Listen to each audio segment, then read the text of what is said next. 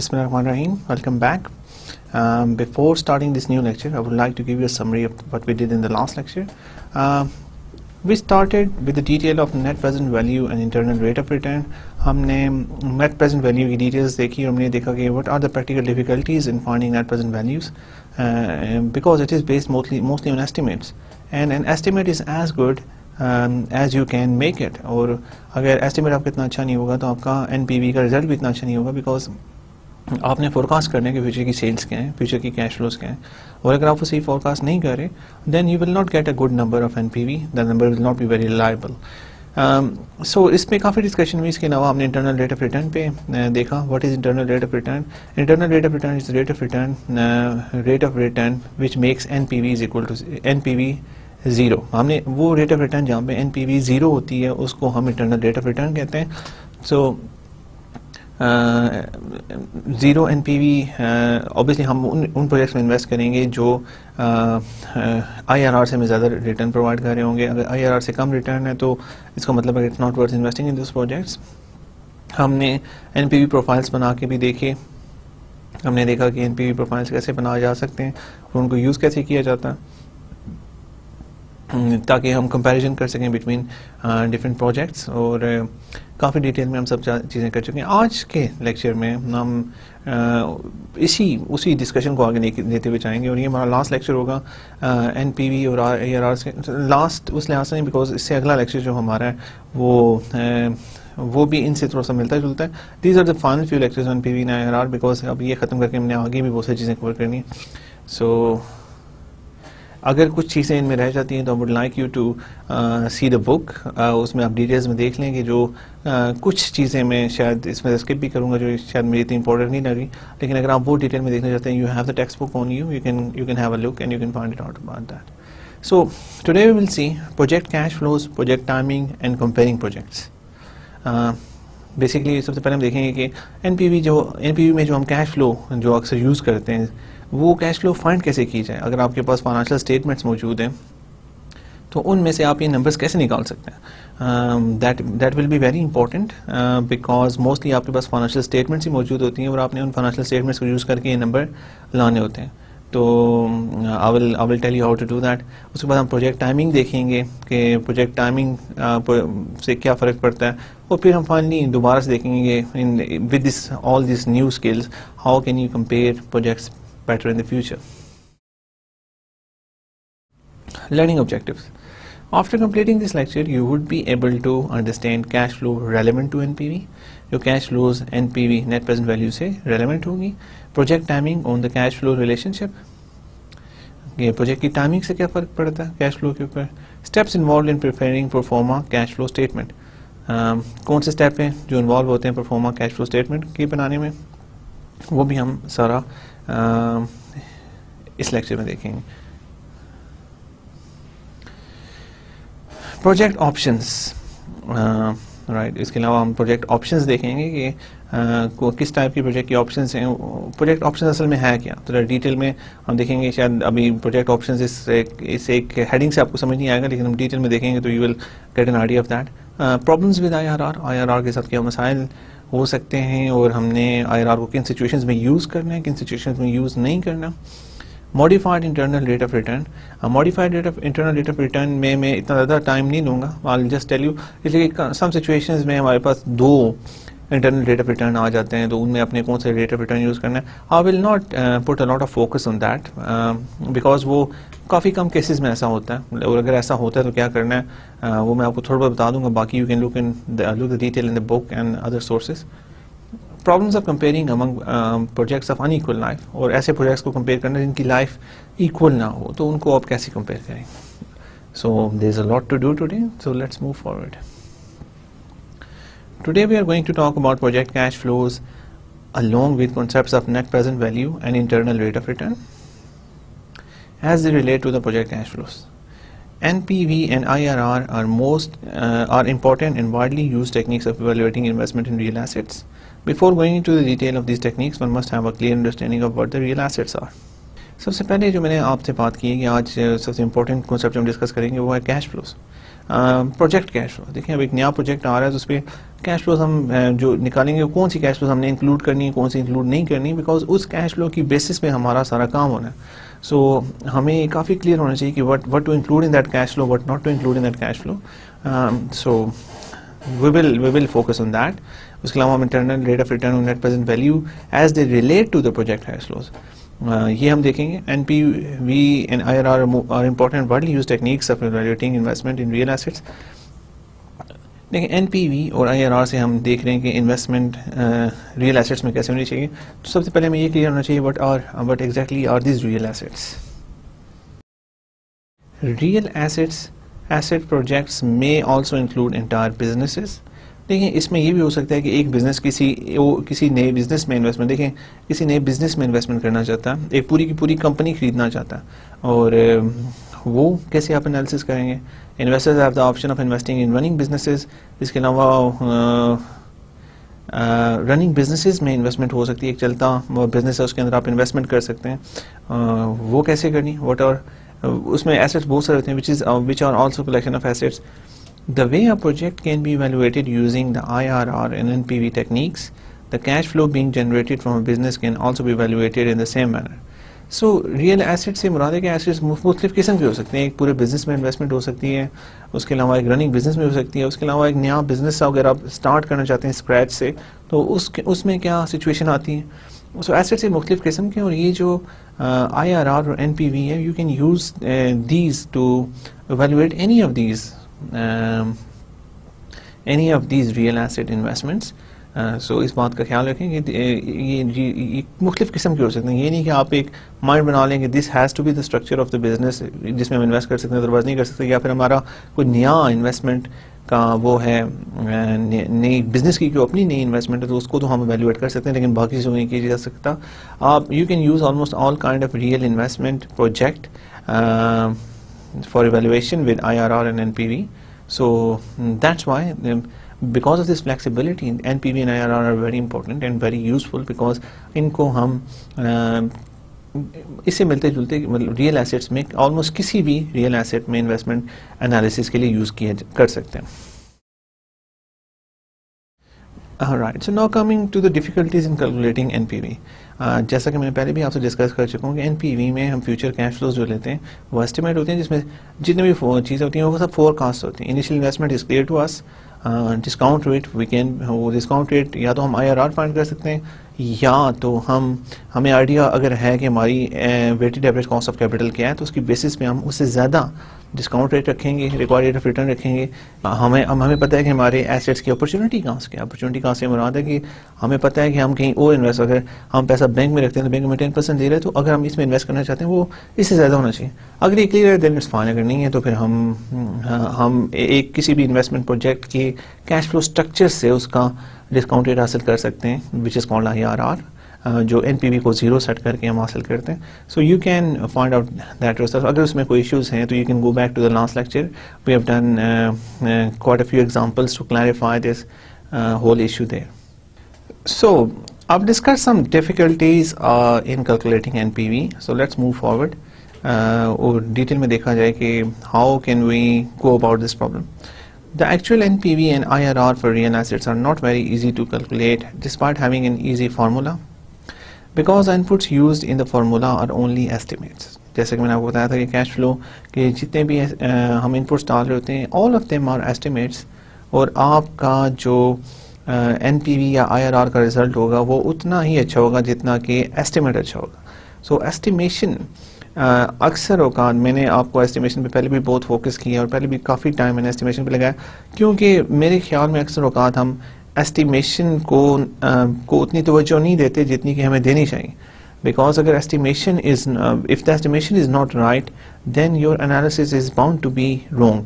और अगर एस्टिमेशन पे हम थोड़ा सा काम कर लें और थोड़ा सा हम उसको रोबस्ट कर लें एनालिसिस को, कि हम देख लें कि हम एस्टिमेट कर रहे हैं तो उसकी बेसिस क्या है, और उसको राइट अंदाज में अगर आप बेस कर सकते हैं तो आपके जितने भी उसके बाद एनालिसिस होंगे they will be much better as compare to doing an estimate जो आप रैंडम एस्टिमेट कर रहे हैं, जिसमें आप देख नहीं रहे कि what are the facts and figure, what is the reality of the market. तो सो इसलिए मैंने एस्टिमेशन पे पहले भी फोकस किया, मैं भी फोकस कर रहा हूँ। और यहाँ पे आपके सामने डिफिकल्टीज इन कैलकुलेटिंग एनपी में सबसे पहली चीज़ यही आ रही है कि अगर आपकी एस्टिमेशन ठीक नहीं है तो then it doesn't matter, then आपका काम ठीक होना काफ़ी ज़्यादा मुश्किल हो जाएगा। So I would reiterate again to use reasonable estimates. जब आप एस्टिमेशन करें तो then have a look around. अब बाकी मैंने आपको बताया कि अगर आप कोई ऐसे प्रोजेक्ट में इन्वेस्टमेंट करना चाह रहे हैं जो आपके अपने कंपनी का इंटरनल प्रोजेक्ट है, तो आप ये देखें कि कंपनी ने उस जैसा प्रोजेक्ट पहले कभी कोई किया है। अगर पहले उस जैसा कोई प्रोजेक्ट किया तो उससे आपको सेल्स फोरकास्ट मिल जाएंगे, उससे आपको कैश फ्लोज का पता चल जाएगा, कि आइडिया मिल जाएगा। और अगर आपने नहीं किया तो फिर आप इंडस्ट्री में देखें किसी और कंपनी ने इस तरह का मिलता प्रोजेक्ट किया है उस सेम डेमोग्राफिक्स में, सेम एरिया में, सब चीज़ों में अगर किया है तो उनसे कुछ नंबर्स ले लें। और अगर आप कम्प्लीटली न्यू एवेन्यू में जा रहे हैं तो you can do some market research something like that. लेकिन it is very important because अगर इन एस्टिमेट्स की बेसिस पे सब कुछ होने वाला है तो you should put some effort and energy in this estimates, ताकि आपके एस्टिमेट्स अच्छे हों और आपका एनालिसिस अच्छा हो सके। अगर आपके एस्टिमेट्स अच्छे नहीं हैं तो what is going to happen, simply आपका एनालिसिस सारा गलत होगा, उसकी बेसिस पे डिसीजन मेकिंग होगी, your company will lose money, your shareholders value will be decreased and it will not have a very good repercussion for you. You can potentially you lose your job. So estimates जो हम जिनको समझते तो इतना important तस्वर नहीं करते, लेकिन they turn out to be very important and you have to be very careful in doing your estimates. Try and always try to justify your estimates to yourself. Justify करें अपने आप को, और उसके अलावा एस्टिमेट्स डिस्कस भी करें बाकी लोगों के साथ। हो सकता है कई दफ़ा जब बंदा खुद एक एनालिसिस कर रहा होता है तो वो उसको एक बहुत पॉजिटिव लाइट में देख रहा होता है, और वो उस टाइम हो सकता है कि आपको वो चीज़ नज़र ना आ रही हो जो शायद किसी और आपके साथी को नज़र आ जाए। So it's always good to consult on these kind of things. Right, moving forward. Cash flow is the basic input in on the forecast, hence the majority of the errors that may take place in calculating the actual NPV or IRR of any project may be because of forecasting errors. So मैं आपको बार बार बता रहा हूँ कि जो majority of the errors come from forecasting errors, to try to minimize the forecasting errors, because we are trying to estimate something from the future, and we cannot be right 100% of the times, right? We're bound to be wrong. Sometimes, but लेकिन अगर हम अपने asset reasonable estimates लेंगे तो हमारे जो estimates होंगे वो रैंडम से एटलीस्ट बेटर होंगे, और अगर रैंडम से बेटर होंगे तो हमारे जितने भी एनालिसिस होंगे वो बेटर होंगे। So put some effort in forecast, because all your analysis depend on your forecasts. The next important challenge is to assess or forecast the anticipated life of the business, which could only be based on an educated guess.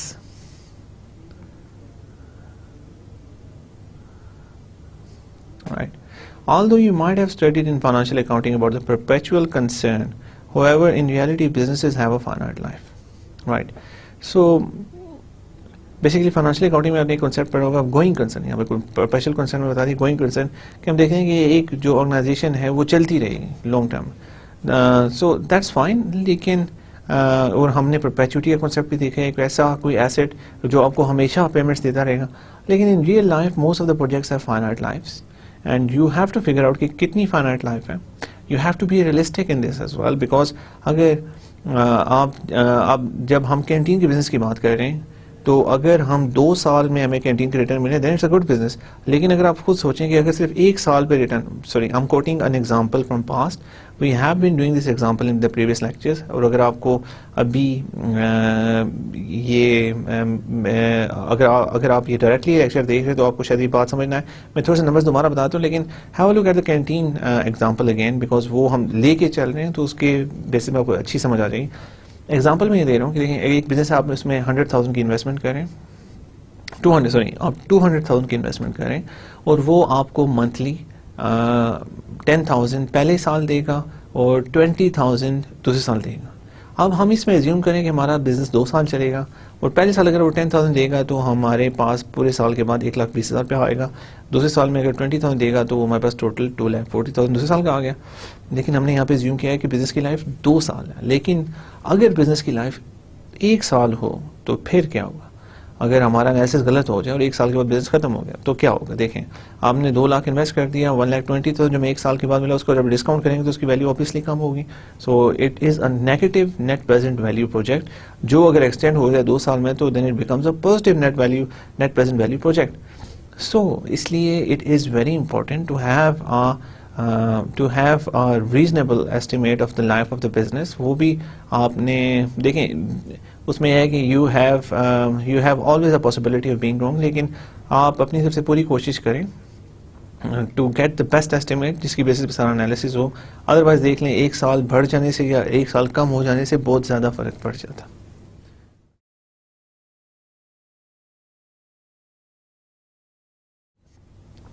Another important input is the discount rate. Picking the right discount rate is not an easy task either. However, we will talk more about discount rates when we would discuss the concept of risk. All these factors combined together make the calculation of NPV very difficult. So, discount rate में भी देखें, मैंने 2-3 दफ़ा आपसे बात कर चुका हूँ पहले, लेकिन उसमें काफ़ी अनसर्टेनिटी है। पहली बात ये है कि हम if we are very clear about our opportunity cost तो देन इट्स फाइन। लेकिन इसमें एक और भी प्रॉब्लम हो सकता है कि अपॉर्चुनिटी कॉस्ट होती है बेस्ट लेफ्ट अल्टरनेटिव। मतलब कि आपने अगर आपने रैंक किया 3 प्रोजेक्ट्स को, तो फर्स्ट पे जो आता है उसको आप चूज़ करते हैं, जो सेकंड आपने छोड़ा है that is the opportunity cost, because अगर आप इसमें इन्वेस्ट ना करते आप उसमें इन्वेस्ट करते हैं। सो अपॉर्चुनिटी कॉस्ट का इस तरह से कॉन्सेप्ट है। लेकिन अब मसला ये कि मुख्तलिफ कॉन्सेप्ट्स के लिए मुख्तलिफ अपॉर्चुनिटी कॉस्ट होती हैं। हम तो हर जो सिंपलिस्टिक अप्रोच मैंने यूज़ की उसमें कि हम हर प्रोजेक्ट को कंपेयर करेंगे। अगर ये हम पैसा बैंक में रखते तो हमें इतना फ़ायदा होता, 10% मिलता, लेकिन अगर हमने इन्वेस्ट किया तो हमें इतना फ़ायदा होना चाहिए, इससे ज़्यादा होना चाहिए। लेकिन जब हमारे पास मुख्तलिफ प्रोजेक्ट्स इस तरह आ गए हैं तो फिर अपॉर्चुनिटी कॉस्ट भी डिफरेंट हो जाती हैं। सो फिर किसको यूज़ किया जाए opportunity cost as an opportunity cost? So that is a bit complex sometimes. लेकिन weighted average cost of capital में थोड़ा सा आसानी इस वजह से हो जाती है कि हमें पता है कि हमें जो पीछे से फंडिंग मिली हुई है, the mix of equity and debt we have, हमारी जो फंडिंग है हमें मिली हुई है वो 18% पे मिली हुई है। अगर 18% पे हमें मिली हुई है तो we can not invest in any project which is giving us less than 18% if we want to survive. We can not simply survive because अगर हमने पीछे से लोन लिया हुआ है 18% पे और आगे हम इन्वेस्ट कर रहे हैं 15% में, then we are going to fail. So अगर आप weighted average cost of capital को एज ए डिस्काउंट रेट ले रहे हैं then it's that make sense. लेकिन उसके अलावा भी काफ़ी सारे कंसर्न्स हैं जिसकी वजह से अनसर्टेन हो जाता है। We will discuss majority of this in the coming lectures. Let us begin with a relatively simple formula for calculating net incremental after tax cash flows. अब हम कैश फ्लोज की बात करते हैं। जो कैश फ्लो आप अभी हम एनपीवी का जितना भी एनालिसिस देखते हुए आ रहे हैं पीछे, आपने काफ़ी दफ़ा देखा होगा कि मैंने कैश फ्लोज यूज़ किए। तो वो कैश फ्लोज कैलकुलेट कैसे करने from the accounting balance sheets और and profit and loss accounts of a business. तो मैं आपको बताता हूँ, net incremental after tax cash flows is equal to net operating income. जो आपकी नेट ऑपरेटिंग इनकम आएगी उसके अंदर हम डेप्रिसिएशन को ऐड करेंगे, because depreciation is a non cash expense. जब हमने इसको माइनस किया था तो that was non cash expense, इसलिए हम इसको ऐड कर लेंगे। Plus tax saving from depreciation, because और जो टैक्स सेविंग हमारी हुई थी डेप्रिसिएशन से उसको हम ऐड कर लेंगे। टैक्स सेविंग होती कैसे डेप्रिसिएशन से? जब हमारे पास प्रॉफिट्स आते हैं, जब हमारे पास प्रॉफिट्स आते हैं तो उसके अंदर से हम डेप्रिसिएशन को माइनस करते हैं। इसका मतलब है कि उसकी वजह से प्रॉफिट्स हमारे कम शो होते हैं। अगर हम डेप्रिसिएशन को माइनस ना करते तो हमारी जो टैक्सेबल इनकम है वो ज़्यादा होती। तो इसका मतलब है कि डेप्रिसिएशन की वजह से हमारी टैक्सेबल इनकम कम होगी और टैक्सेबल इनकम कम होने की वजह से हमें कम टैक्स पे करना पड़ा। और मोस्टली बिजनेसेस जो होते हैं वो डेप्रिसिएशन को अक्सर इसलिए यूज़ करते हैं कि उनको टैक्स कम पे करना। This is one of the mechanisms of reducing the tax. लेकिन मैं बात करूँ कि अगर आप कोई नया प्रोजेक्ट शुरू करते हैं तो उसमें बेसिकली एक चीज़ होती है कि शुरू वाले जो आपके साल होते हैं उसमें आपका प्रॉफिट ऑब्वियसली आपने इन्वेस्टमेंट नहीं की भी होती है। हो सकता है पहले साल जब आप सारी इन्वेस्टमेंट करें उस साल आपको कोई रिटर्न ही ना मिल रहा हो, बिकॉज अभी सेल्स शुरू ही नहीं हुई। एक नई फैक्ट्री जब लगाई जाती है तो फैक्ट्री में जब एक जगह खरीद ली, मशीनें लगाना शुरू कर दी, काम चल रहा है, तो हो सकता है 6 महीने साल अभी काम फैक्ट्री सारी कंस्ट्रक्ट होगी, उसके बाद वहाँ पे काम होना शुरू होगा। तो कोशिश ये की जाती है कि जो पहला साल होता है उसमें डिप्रिसिएशन को ज़्यादा रखा जाए और दूसरे सालों में अगले सालों में कम रखा जाए। वजह उसकी है कि पहले साल में आपको ऑपरेटिंग प्रॉफिट्स तो होंगे ही नहीं या बहुत कम होंगे। जब बहुत कम है तो आप डिप्रिसिएशन जब एक बड़ा फिगर ऐड करते हैं तो आपकी लॉसेस कम हो जाते हैं, आपको टैक्स कम पे करना पड़ता है या इस तरह की चीज़ें जो करने के लिए हम पहले सालों में डिप्रिसिएशन को ज़्यादा रखते हैं। Anyways that's another discussion, but what I am talking about here is जो टैक्स सेविंग्स हमें डिप्रिसिएशन की वजह से होती है उसको हम ऐड करते हैं, प्लस करते हैं हम नेट वर्किंग कैपिटल को प्लस अदर कैश फ्लोज। सो ये सब कैश फ्लोज ऐड करने के बाद हमारे पास जो कैश फ्लो आते हैं उसको हम कहते हैं net incremental after tax cash flows, और this is the cash flow use for discounting. Net operating, अब मैं थोड़ा सा आपको यहाँ पे जो मैंने लिखा हुआ भी आपको बता दूँ। Net operating income is obtain from income statement, net operating income. Depreciation is added back since it's a non-cash expense. Net working capital requirements for the project as estimated are also added.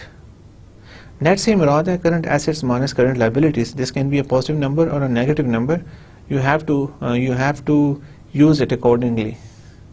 Other cash flows which are associated with NPV, we will discuss these cash flows. Other cash flows relevant to the NPV of the project. Broadly speaking, these other cash flows can be categorized into three types. First type is opportunity cost relevant to the cash flows of the project.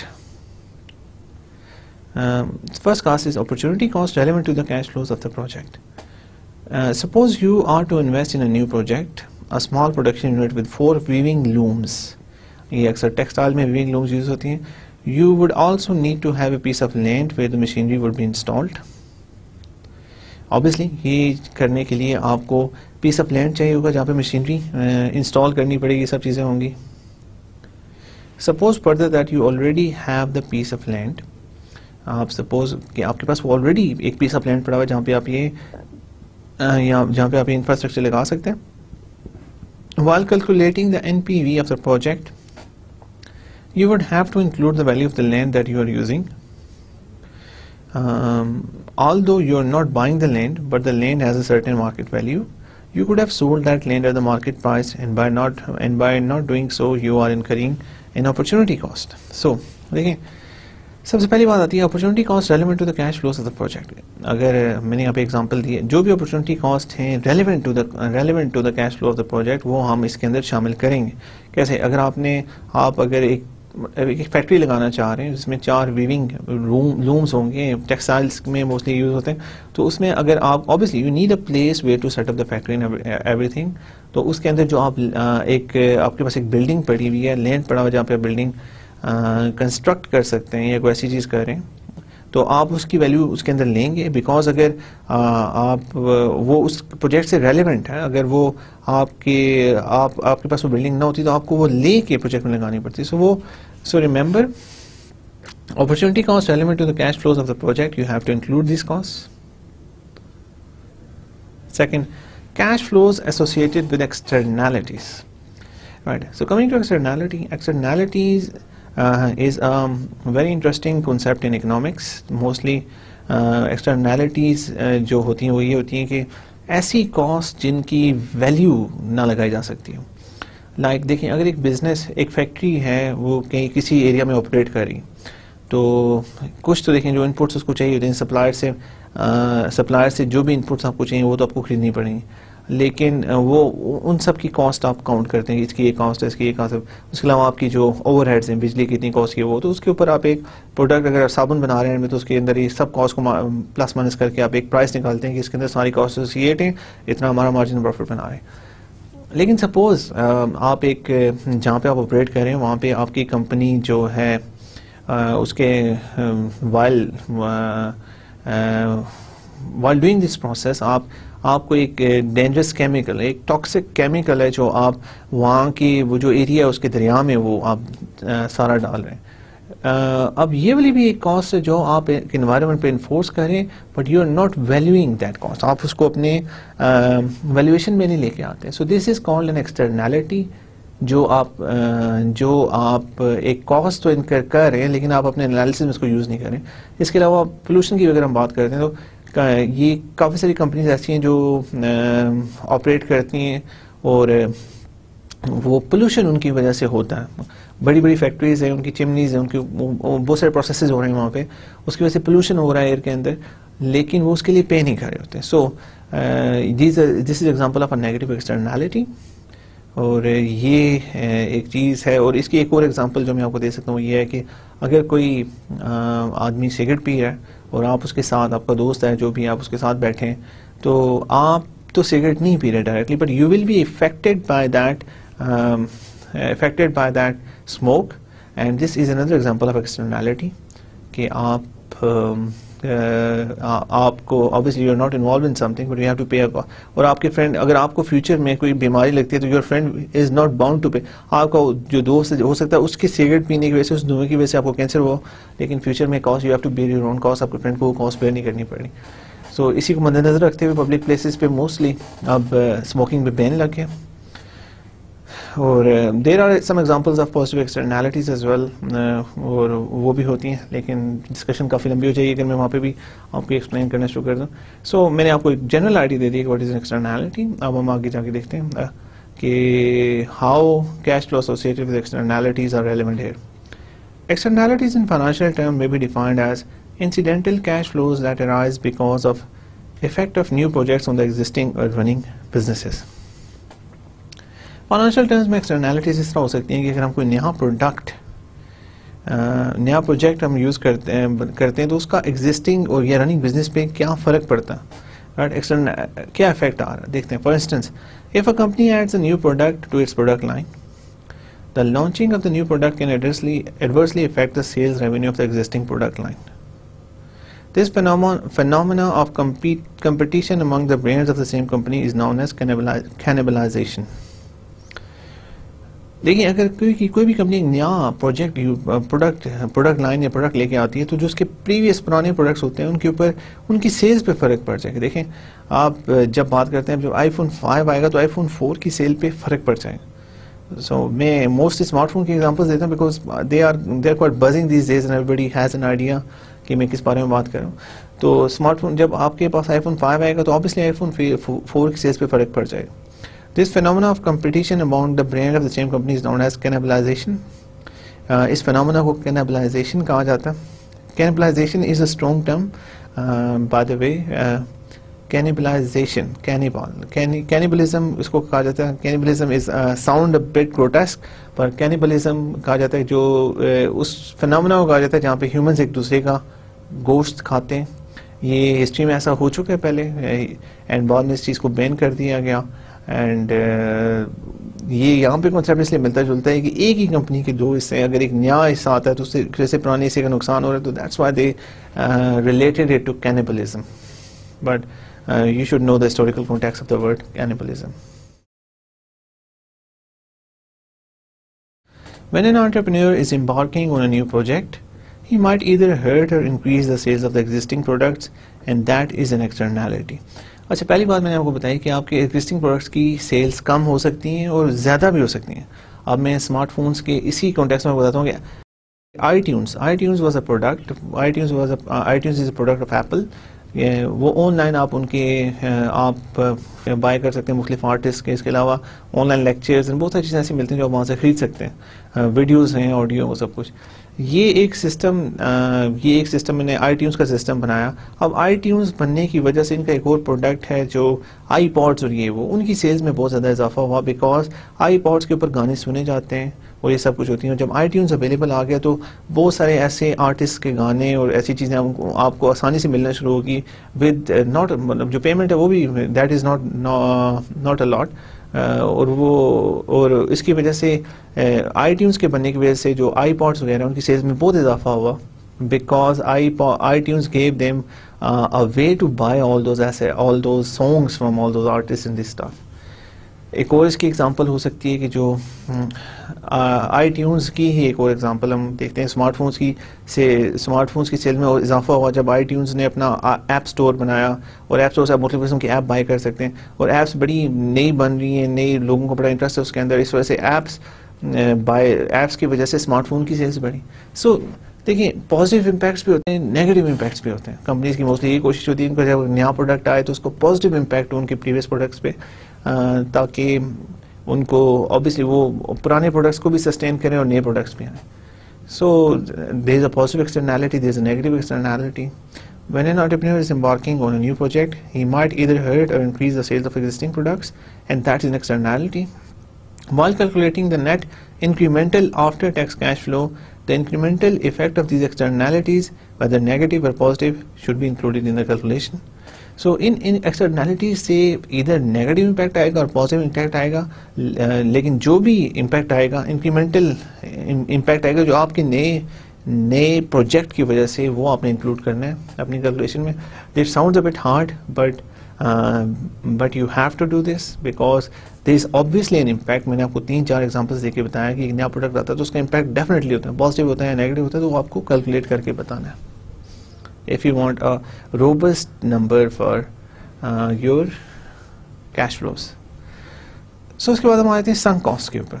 Sunk cost need to be excluded while calculating the incremental cash flows. Sunk cost को हमें निकालना पड़ेगा. Sunk cost को हम consider नहीं करते जब हम कैलकुलेट करते होते हैं incremental cash flows को. Let me discuss what's a sunk cost. Sunk costs are the costs that have already incurred in the past. Whether you decided to invest your money in the new project or not, the sunken cost cannot be recovered. देखिए हम सिर्फ incremental cost से मुराद है कि इस project को start करने से जो कॉस्ट आ रही हैं उनको हम इंक्लूड करेंगे, लेकिन जो कॉस्ट हम पहले से इनकर कर चुके हैं, हो सकता है उसकी वजह से हमें फ़ायदा हो इस प्रोजेक्ट के अंदर, लेकिन वो हम पहले से कर चुके हैं. इस प्रोजेक्ट को स्टार्ट करने से पहले हम कॉस्ट कर चुके हैं, तो वो संक कॉस्ट हो जाएंगे, उनको हम अपने इंक्रीमेंटल कैश फ्लोज में इंक्लूड नहीं करेंगे. Let me just give you an example of that. For instance, if a company has purchased an import-export license and a few years after the company decides to export a certain commodity, the cost incurred to purchase the license would not be included in the cash flows. देखें, अगर एक company purchase करती है import export licence और उसके कुछ साल के बाद कंपनी डिसाइड करती है एक्सपोर्ट करने का सर्टेन कमोडिटी, कोई एक ख़ास किस्म की कमोडिटी को एक्सपोर्ट करने का वो प्रोग्राम बनाती है, जो पहले उन्हें जब इंपोर्ट एक्सपोर्ट लाइसेंस लिया तो उन्हें ये सोचे थे कि वो ये चीज़ एक्सपोर्ट करेंगे. तो जो कॉस्ट इनकर की हमने परचेज करने है लाइसेंस में कई साल पहले, उसको हम इंक्लूड नहीं करेंगे अपनी कैश फ्लो में, बिकॉज ये directly this is not an incremental cash flow. ये हमें कैश फ्लो स्टार्ट करने के बाद हमने कॉस्ट इनकर नहीं की, ये पहले से हम कर चुके हैं. ये हमने इस प्रोजेक्ट की वजह से इंक्रीमेंटल कॉस्ट इनकर नहीं की. Whether the company decides to undertake the new export project or not, the license fee cannot be recovered. देखिए, अगर हमने पहले से कॉस्ट इनकर की हुई, अगर ये हम नया प्रोजेक्ट करते हैं या नहीं करते, अब हम वो कॉस्ट रिकवर नहीं कर सकते. तो ऐसी कॉस्ट जो इंक्रीमेंटल ना हो, जो डायरेक्टली एसोसिएटेड ना हो हमारे प्रोजेक्ट के साथ, it's not incremental cost, it's a sunk cost, तो उसको हम एनालिसिस में इंक्लूड नहीं करेंगे. Timing of the projects. The next important issue that we need to look at is the different times in which project or business cash flow have incurred. Broadly speaking, there are 3 phases. देखिए, आपने business cycles पढ़े होंगे पहले, तो उस तरह projects की भी टाइमिंग्स होती हैं और उसके अंदर different time project business cash flows have incurred, और उसमें टाइमिंग्स में जो कैश फ्लोज हैं वो भी डिफरेंट होती हैं. वो सब चीज़ें हम देखेंगे. Broadly speaking, there are 3 phases. 3 phases होते हैं. Number 1, initiation of the project, the time of investment. Number 1, पहला जो होता है वो जब हम इनिशिएट करते हैं प्रोजेक्ट को, initiation time of the project. Second, life of the project. Third, termination of the project. Initiation basically starting point होता है. Life of the project जो दरमियान में हमारे पार्ट आता है. उसके अलावा termination finally जो जब हम प्रोजेक्ट को terminate कर रहे होते हैं. Time of business refers to initiation time when the initial cash outflow occurs. In addition to investment in fixed assets, you may also have net working capital requirements and mobilization requirements to get the project started. You can add these 2 types of initial cash outflows since they are occurring at the same point in time. Time of business refers to initiation time. Time of business refers to initiation time when the initial cash outflow occurs. ये वो initiation time के बारे में बताता है जब initial cash outflow हमारे हो रहे होते हैं. In addition to investment in fixed assets, you may also have net working capital requirements and mobilization requirements to get the project started. Fixed capital इस टाइम में, initiation टाइम में fixed assets में investment तो होगी, लेकिन उसके अलावा आपको working capital पीक मेंटेन करना पड़ेगा जो बिजनेस रन करने के लिए इस्तेमाल होगा, current assets minus current liabilities, और mobilisation requirements to get the project started, और कुछ मोबिलाइजेशन रिक्वायरमेंट्स होंगी, उसके लिए भी आपको कैपिटल चाहिए होगा प्रोजेक्ट स्टार्ट करने के लिए. You can add these two types of initial add cash outflows since they are occurring at the same point of time. इन दोनों को हम ऐड कर सकते हैं बिकॉज ये सेम पॉइंट में हो रही होंगी. You might also have to subtract any tax paid on the sale of old asset to get a net figure for the initial cash outlay. As we discussed earlier, we need to invest in new assets if the old assets become less productive. These old assets, despite losing their productivity, have some market value at which they can be disposed of. If the market value of the project is higher than its book value, then the company earns a gain on the sale of the asset which may be taxable. देखिए जो old asset हमारे पास पड़े होंगे, अब अगर उनको हम dispose of करके नए एसेट बाय करें तो ओल्ड एसेट जो हैं अगर उनकी मार्केट वैल्यू उनकी बुक वैल्यू से ज़्यादा है तो then we get gain on the sale of the asset, और वो टैक्सेबल भी हो सकता है जो हमें पे करना पड़ेगा. ये सब चीज़ें आपने फाइनेंशियल अकाउंटिंग में देखी होगी जिसमें आपने देखा होगा कि गेन कैसे कैलकुलेट होता है, फिर उस पर टैक्स क्या आता है. So we will not go into detail of that here. Right, so now come to the life of the project. This second phase encompasses a major duration since it is concerned with the cash flow that occurs during the life of the project. The relevant cash flows for the period would be operating cash flows in the form of cash receipts from sales revenue and other income, as well as cash expenses or payments in the form of operating, marketing and administrative costs. ये second जो phase आ रहा है हमारे पास, it is concern with the cash flow that occur during the life of the project. जो उसके बाद इनिशिएशन के बाद जो लाइफ आ रही है उसमें जो हमारे कैश फ्लोज आ रहे हैं, इसमें जो relevant cash flows for the period are operating cash flows, जो बिजनेस ऑपरेट करने में हमारी कैश फ्लोज आ रही हैं, in the form of cash receipt from sales, जो सेल्स रेवेन्यू मिलेगा, and other income as well as cash expenses or payments, obviously administrative expenses, cost of goods sold, ये सब जो चीज़ें आएंगी. उसके अलावा operating, marketing, administrative cost. So ये सब कैश फ्लोज हमने लाइफ ऑफ द प्रोजेक्ट में देखनी. It is important to keep in mind that all these revenues and cost would be seen on a cash basis.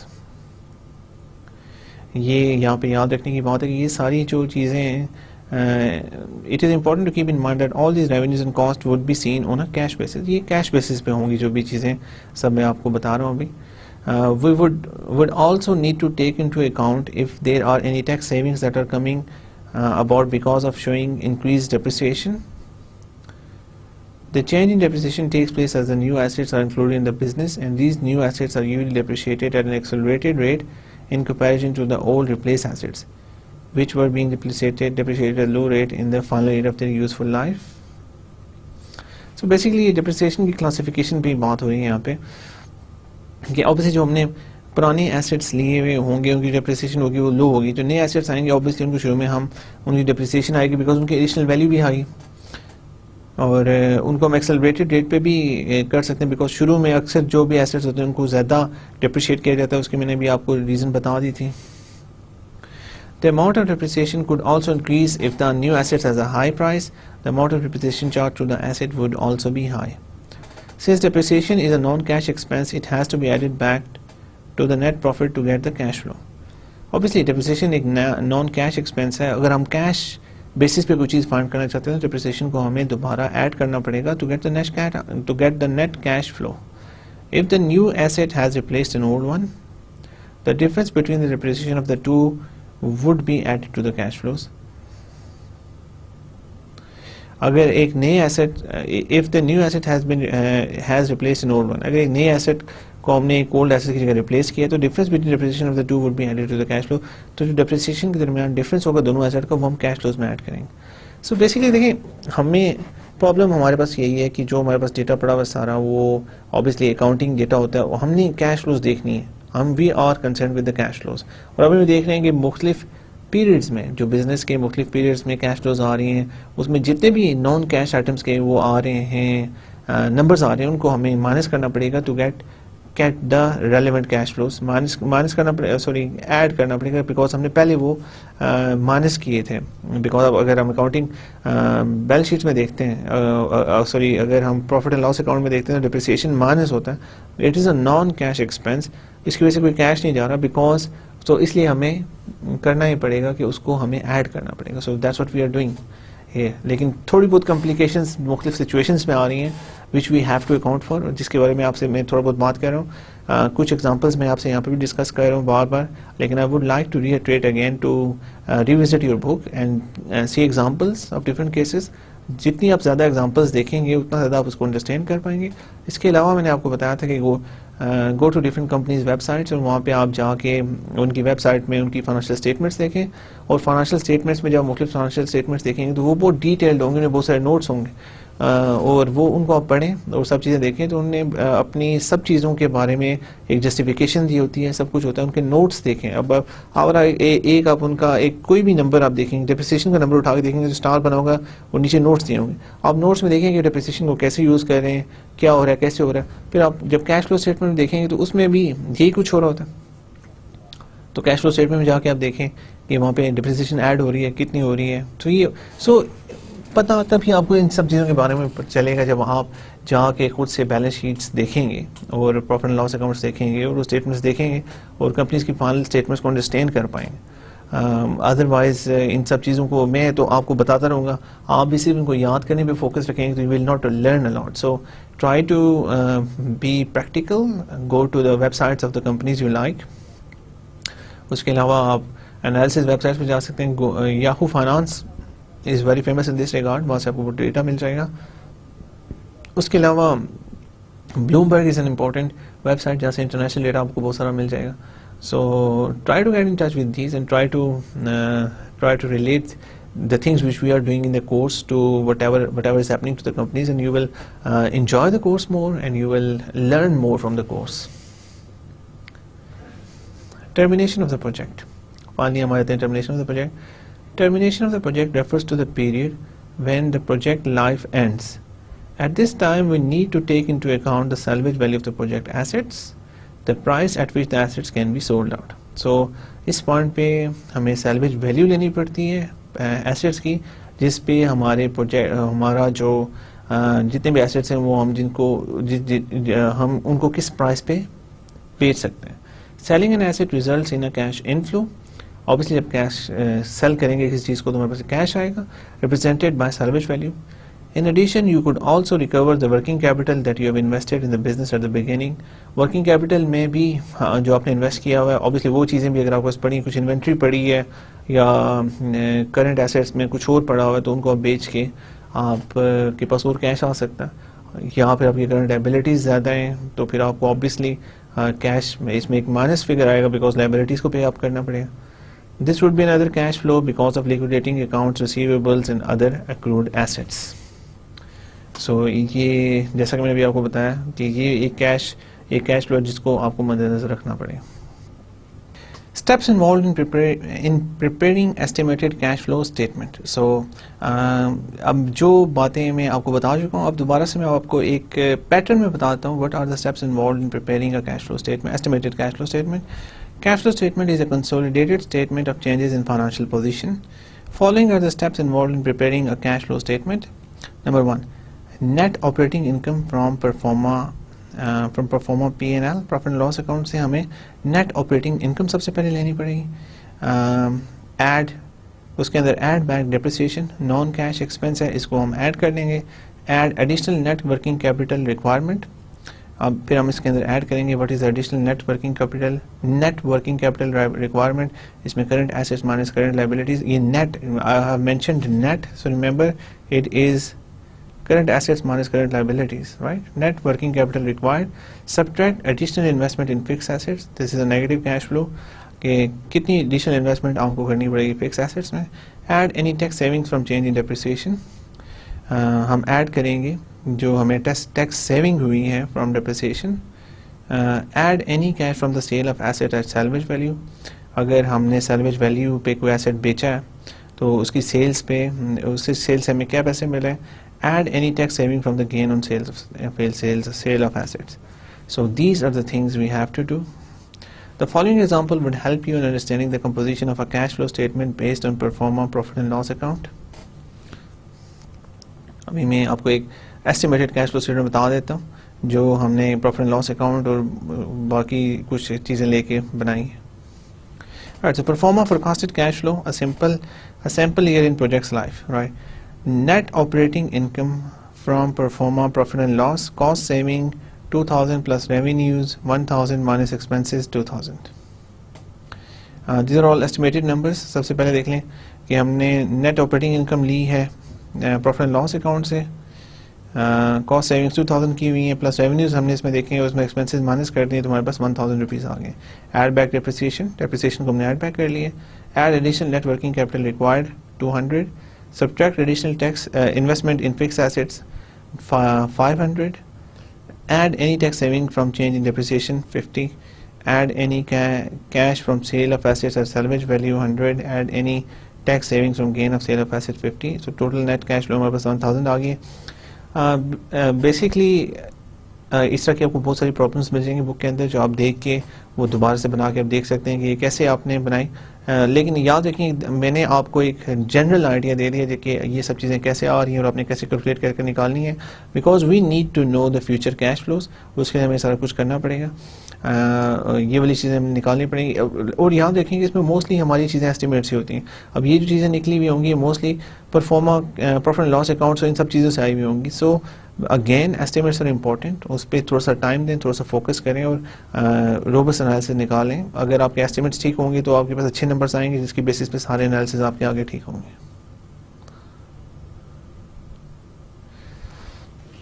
The main items we need for preparing is the net operating income, which is estimated income as it has been obtained from pro forma income statement. The net operating income is calculated by adding revenues to cost saving minus expenses, which our example is 1000. Here we go.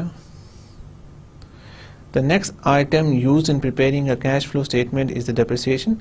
Depreciation is added back to net operating income as it is non-cash expense. Assume that depreciation to be 100 rupees, which would be added back to the net operating income. Another thing that we need to add to the net operating profit is additional working capital requirements, which in our example is rupees 200. So देख लें ये दोनों चीज़ें हमने add कर दी. These are all assumed values. We would also need to subtract any additional investment in fixed assets. Investment fixed assets result in cash outflows, which need to be subtracted to get net cash flows. We would also add any tax savings that come about because of change in depreciation. When you show more depreciation, your taxable income reduces, and as a result you have to pay lesser taxes. So देख लें हमने tax saving from change in depreciation को हमने add कर दिया. यहाँ पे दोबारा मैं बता दूँ आपको. Right. We would also add any tax saving that come about because of changes in depreciation. When you show more depreciation, your taxable income reduces. As a result, you have to pay lesser taxes. Depreciation is a non-cash expense, but tax is paid in cash form. By paying less tax, the business is in fact saving tax by applying a higher depreciation rate. You would also add any cash flow resulting from sales of assets. Assets that are sold at salvage value represent cash inflow. Obviously कुछ चीज़ अगर बेची जाएगी तो उसके बेचने के बाद हमारे पास cash inflow आएगा. Any tax advantage on the gain would also be added. अगर आपको कोई tax advantage हो रहा है on the gain, वो उसको भी add करना पड़ेगा. Based on these additions and subtractions, we arrive at the net cash flow figure as shown in the example here. Management overestimates the cash flows. They portray a very optimistic picture of the cash flow and the net present value, which is also known as an upward bias in the NPV calculations. This is one way of window dressing. देखिए management often overestimates the cash flows because management को पता है कि cash flow की basis पे बहुत important analysis उन्हें उनका एनपीवी निकलना है, आईआरआर निकलनी है, वो सब चीज़ें निकलनी है. और अगर उन्होंने उनकी ये सब नंबर्स ठीक नहीं है तो then they can get in trouble and potentially can get fired. So managers हमेशा कोशिश करते हैं, ओवर एस्टिमेट करने की कोशिश करते हैं कैश फ्लोज को, ताकि इनके सारे नंबर्स इंप्रूव हो जाएं. This practice is also called window dressing. Window dressing ये होती है कि ऑब्वियसली देखें विंडो ड्रेसिंग का वर्ड विंडो ड्रेसिंग से ही निकला है कि आप विंडो ड्रेसिंग में देखते हैं, आप अक्सर किसी स्टोर पे जाएं तो विंडो पे उन्होंने अपने बेस्ट क्लोज रखे होते हैं ड्रेस करवा के स्टैचूज़ को, तो विंडो ड्रेसिंग। सो ये जब ऑब्वियसली जो ये स्टेटमेंट्स और ये कैलकुलेशंस जब ये शेयर होल्डर्स को और बाकी लोगों को दिखाना चाहते हैं तो ये भी बड़े अच्छे तरीके से दिखाना चाहते हैं, लेकिन हो सकता है कंपनी की सिचुएशन उतनी अच्छी ना हो, तो ये विंडो ड्रेस करके दिखाते हैं, ज़्यादा पॉजिटिव पिक्चर देने की कोशिश करते हैं, लेकिन देयर इज़ अ पॉसिबिलिटी कि इतनी अच्छी पिक्चर कंपनी की ना हो। So you have to be, इसलिए इस इन कैश फ्लोज को कैलकुलेट करने का अगर आपको पता है then you can find out कि अगर कंपनी ने कहीं पे कैश फ्लोज में कैश फ्लोज बताने में अगर कोई कई जगहों पे वो ज़्यादा ऑप्टिमिस्टिक है या कोई प्रॉब्लम शो करे तो you can easily find that out. Some of the companies in certain situations accept projects with negative before starting project options. अब यहाँ पे हम बात करते हैं कि हम हमेशा हमने जितना भी एनालिसिस देखा उसमें हमारा फोकस रहा है कि जो भी कंपनी किसी प्रोजेक्ट में इन्वेस्ट करे वो एक पॉजिटिव एनपीवी प्रोजेक्ट होना चाहिए, कभी भी किसी नेगेटिव एनपीवी प्रोजेक्ट में इन्वेस्टमेंट नहीं करनी चाहिए। Some of the companies in certain situations accept projects with negative NPVs, लेकिन कुछ कंपनीज ऐसी होती हैं जो कुछ पॉइंट इन टाइम में नेगेटिव एनपीवी प्रोजेक्ट में भी इन्वेस्ट करती हैं और NPV less than 0। Same thing, although the mathematical details would be discussed in later lectures, we need to understand why companies do that. बाकी डिटेल्स तो हम इनकी बाद में डिस्कस करेंगे, लेकिन हम ये पहले सोचने वाली बात है कि कंपनीज नेगेटिव एनपीवी प्रोजेक्ट्स में इन्वेस्ट करेंगी क्यों आखिर।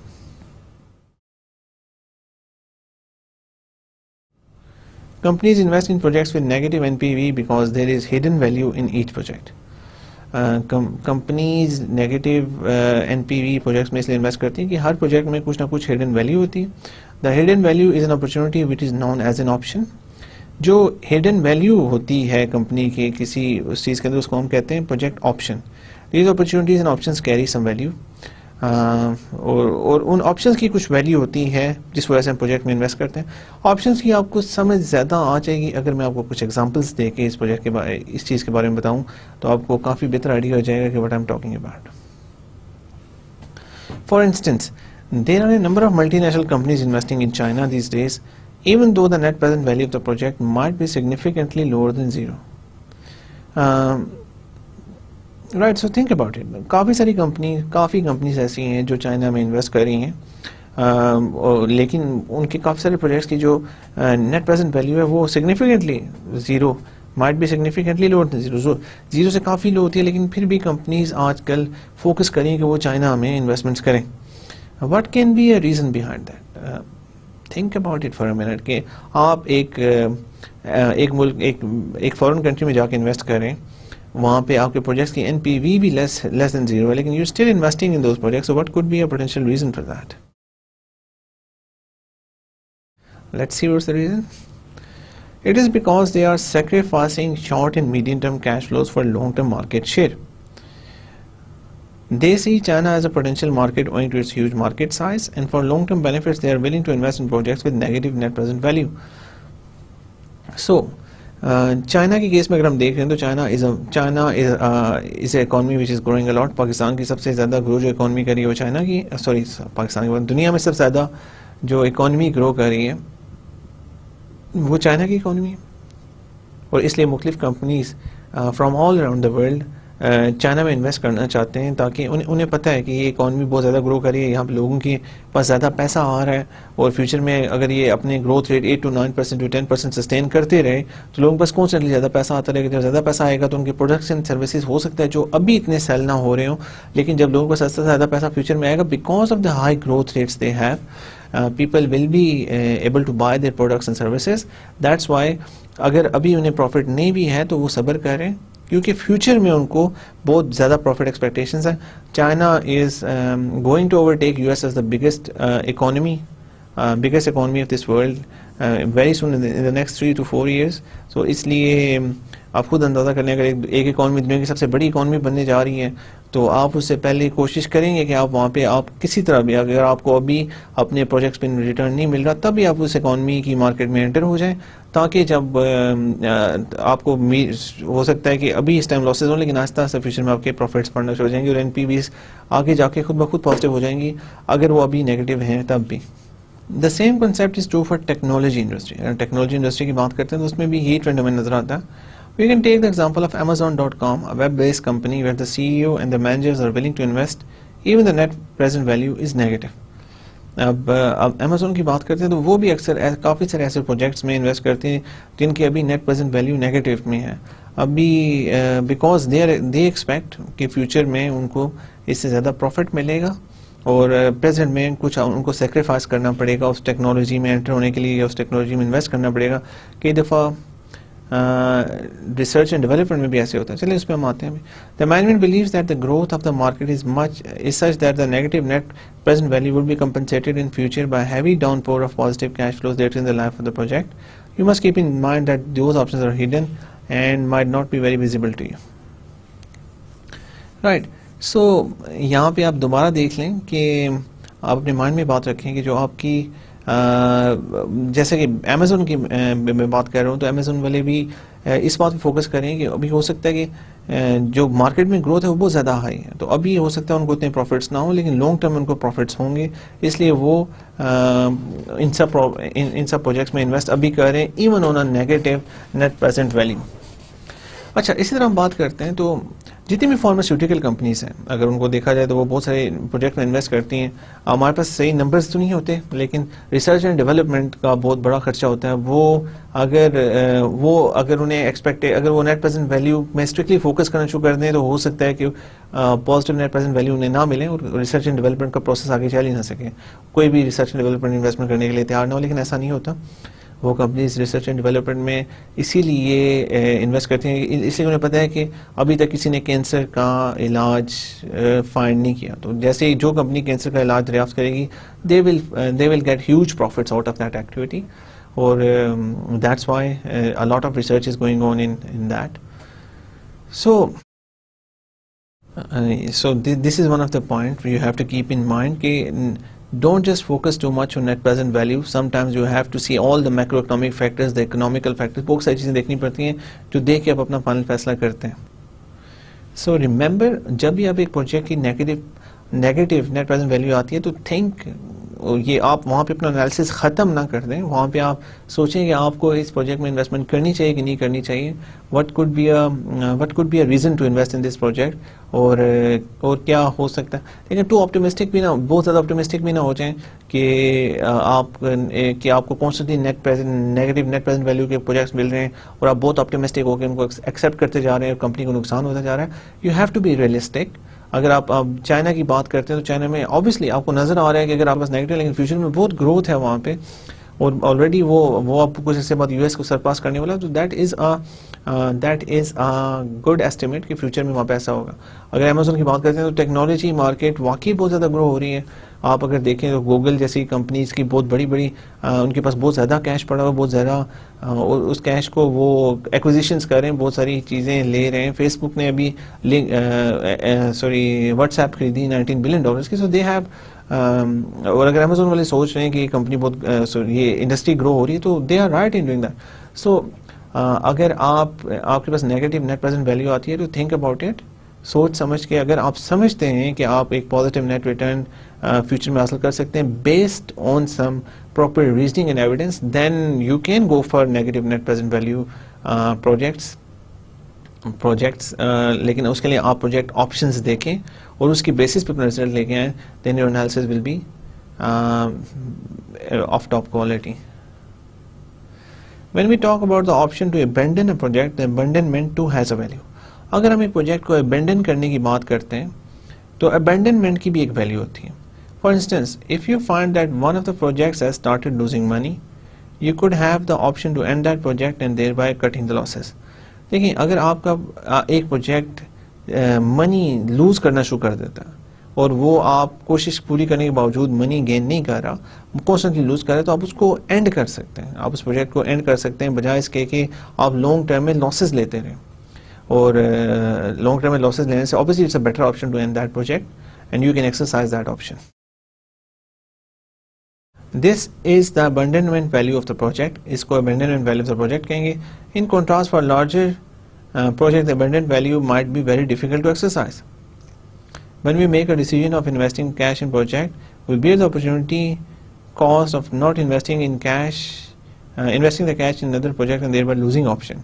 Locking up your money and time in bad project today can reduce your option value to invest in better opportunities in future.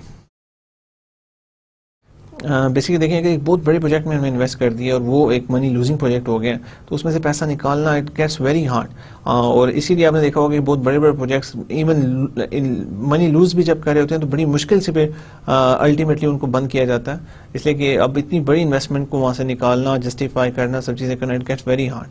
सो एक बात याद रखें कि जब आप प्रोजेक्ट में इन्वेस्ट करते हैं तो आपके पास एक अपॉर्चुनिटी होती है कि आप उस प्रोजेक्ट में इन्वेस्ट ना करें, किसी और उसकी जो अपॉर्चुनिटी कॉस्ट वाला प्रोजेक्ट है उसमें इन्वेस्ट करें. तो अगर आप locking up your money and time in bad project today can reduce your option value to invest in better opportunities in future. अगर आप कॉन्स्टेंटली अब बैड प्रोजेक्ट्स में इन्वेस्ट करते रहेंगे तो आपके जो option value to invest in better opportunities in future है वो कम हो जाएगी. सो ऑब्वियसली आपने ऑप्शन वैल्यू बेसिकली यही होती है कि एनपीवी नेगेटिव होगी लेकिन फिर भी आप प्रोजेक्ट में इन्वेस्ट करें, और वो तभी पॉसिबल है कि जब आपके पास एक अमेजन क्यों ऐसा कर सकता है, because Amazon have a track record, वो पहले से करते आ रहे हैं. एक नई कंपनी आके ऐसी चीज़ करने की कोशिश करेगी तो it will be very hard, या फिर एक मनी लूजिंग कंपनी को ऐसी चीज़ करने की कोशिश करेगी, it will be very hard. So you have to have some reputation behind you to do that. Project option value future में एक्सरसाइज करने के लिए आपकी करंट सिचुएशन ठीक होनी चाहिए. Right, so we will end today's lecture here. Cash flow relevant to NP, we found that. हमने देखा कि कौन सी incremental net present cash flows जो NPV से related हैं वो कैसे find करें. Project timings in the cash flows, project timing से क्या फर्क पड़ेगा, performa cash flow statements and these kind of things. We discussed all that, and we will end here on this, and hopefully I'll see you in the next lecture. Thank you very much for your time. Allah Hafiz.